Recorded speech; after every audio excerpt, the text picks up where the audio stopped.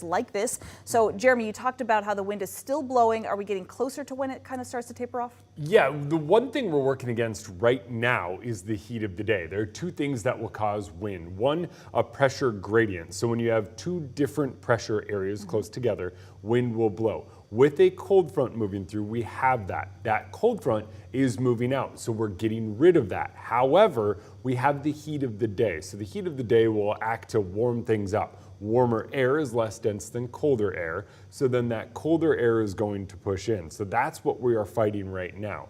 Wind is expected to stay strong a bit longer, but I think we are through the worst of it. Okay, that's at least good news. Yeah, so let's go ahead and break down just how that works for us, because when it comes to the overall pattern, wind is now in a more westerly direction if you move up in the atmosphere. You get down to the ground, wind does actually start to shift.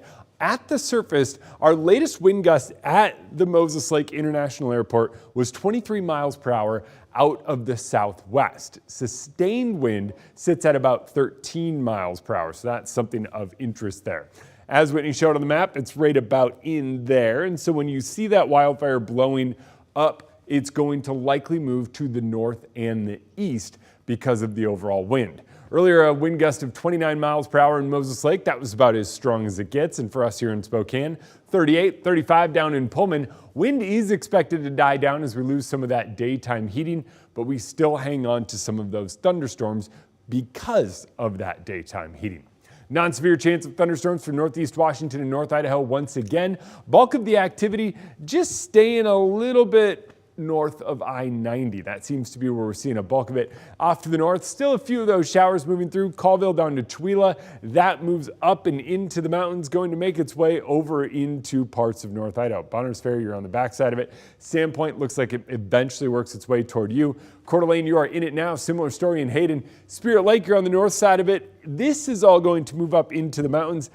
Silver Valley, it is right near you. You're getting some of the rain, but the worst of it is just off to the north. It seriously moves out rather quickly. By the time the sun goes down tonight, we're on the backside of it. It moves out, and then we head into a warmer, drier, sunnier, nicer weather pattern.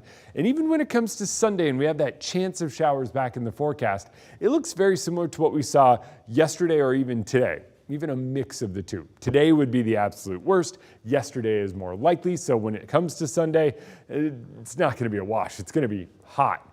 In fact, tomorrow is back to hot. 77 degrees, 83 Saturday, 83 Sunday, and just warmer from there. By the end of next week, we are back near 90.